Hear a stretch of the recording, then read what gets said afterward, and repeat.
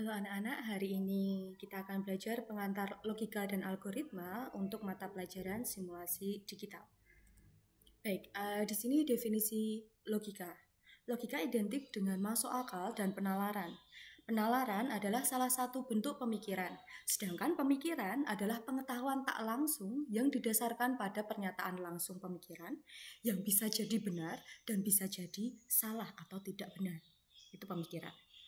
Definisi logika yang sangat sederhana itu yaitu ilmu yang memberikan prinsip-prinsip yang harus diikuti agar dapat berpikir valid menurut aturan yang berlaku.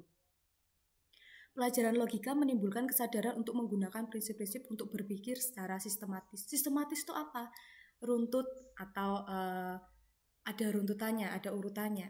Nah, definisi algoritma. Algoritma adalah urutan langkah-langkah logis menyelesaikan masalah yang disusun secara sistematis. Sedangkan kata logis berarti benar sesuai dengan logika manusia. Untuk menjadi sebuah algoritma, urutan langkah yang ditempuh untuk menyelesaikan masalah harus memberikan hasil yang benar. Nah, di sini ada algoritma itu urutan pelaksanaan suatu proses, tersusun oleh sederetan langkah instruksi. Tiap langkah instruksi akan mengerjakan suatu tindakan atau aksi. Bila aksi dilaksanakan, maka jumlah operasi yang bersesuaian akan dikerjakan oleh CPU. CPU tahu ya, kalau di komputer itu berarti yang bagian gedenya. Ini ada satu layar komputer, satu layar itu CPU. Sebetulnya kayak otaknya komputer itu CPU. Nah, di sini domain algoritma. Harus ada masalah, algoritma, program, dan proses. Masalah, dengan adanya masalah itu jadi ada motivasi untuk membuat algoritma. Jadi harus ada masalah dulu, baru kita bisa buat algoritma.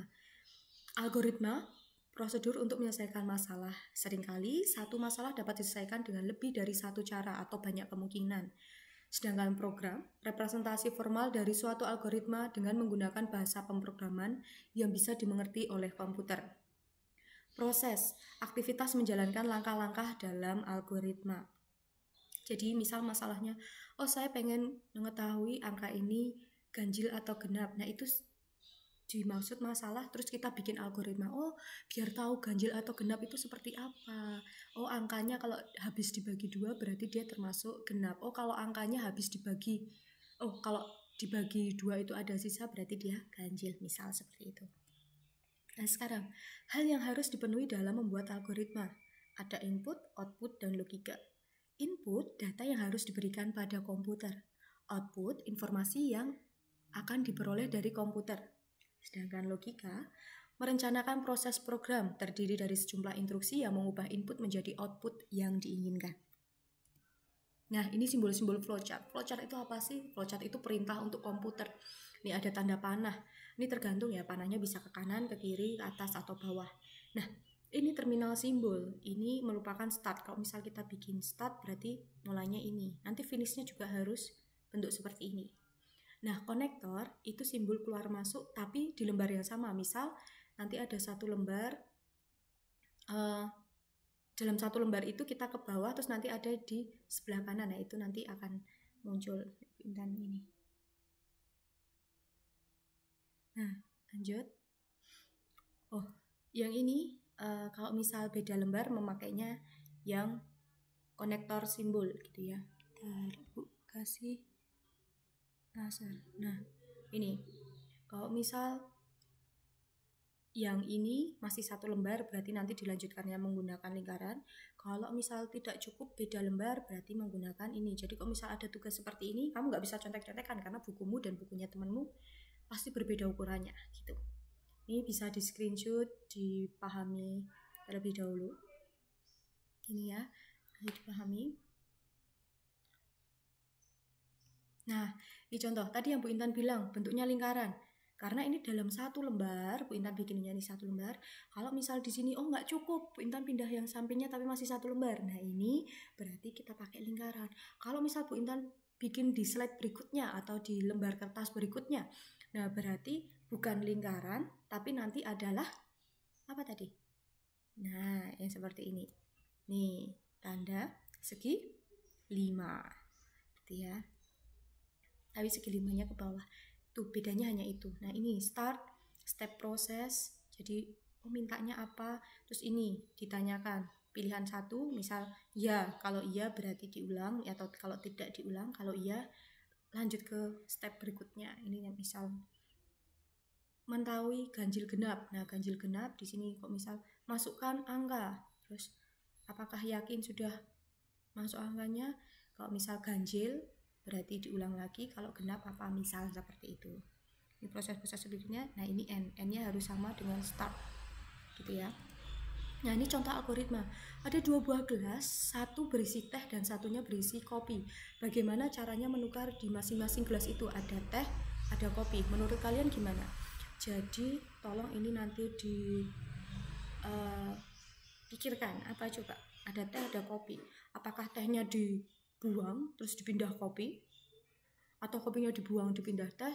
Kalau misal seperti itu kan nanti mengganggu ya, karena ini kalau misal kamu buang berarti nanti tehnya hilang, nggak ada kopinya. Kalau misal kopinya yang dibuang, kopinya hilang, nggak ada tehnya, tapi tehnya memang berpindah. Menurut kalian gimana? Ada nggak cara untuk menukar masing-masing gelas ini? Bu, dibalik, tehnya dikasih kanan, kopinya kasih kiri. Itu bukan menukar gelas, itu hanya menukar posisi. Nah, langkahnya seperti ini algoritmanya. Berarti harus punya gelas cadangan. Ada gelas cadangan X.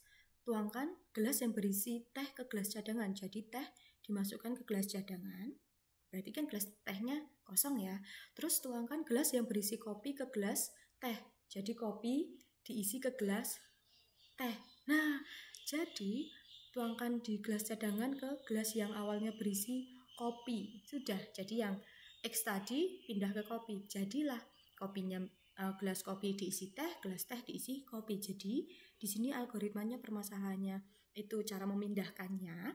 Terus penyelesaiannya harus ada gelas cadangan. Nah, seperti ini. Jadi tuangkan gelas cadangan dan harus ada seperti ini gitu ya. Misal Bu dibalik, kalau misal gelas kopi dulu yang dituang gimana? Nggak masalah. Oke. Nah, ini untuk latihan. Di sini kamu buat algoritma tuh hanya seperti ini, bukan flowchartnya tadi ya, hanya seperti ini. Apa? Oh, pertama kamu siapkan apa, kedua siapkan apa, terus apa. Nah, gitu. Untuk membuat kopi yang rasa manisnya tepat. Di sini ada gelas, ada sendok, ada gula, ada kopi, dan ada air. Monggo, setiap orang pasti berbeda-beda jawabannya. Mungkin nanti kopinya ditaruh di air, gulanya taruh di air, diaduk dulu baru dituang ke sini, monggo. Atau misal ininya kopinya, gelasnya diaduk-aduk dulu biar gelasnya bersih dan lain-lain, monggo. Semua pasti punya sendiri. Atau ada yang kopi dulu, ada yang air dulu, ada yang gula dulu, itu berbeda-beda. Yang jelas rasa kopi manisnya tepat. Silahkan ini nanti untuk dicoba. Terima kasih untuk hari ini, cukup sekian pembelajaran simulasi digital. Semoga bisa bermanfaat. Tetap jaga kesehatan, jaga jarak, patuhi protokol, dan selalu cuci tangan. Sampai ketemu di lain kesempatan.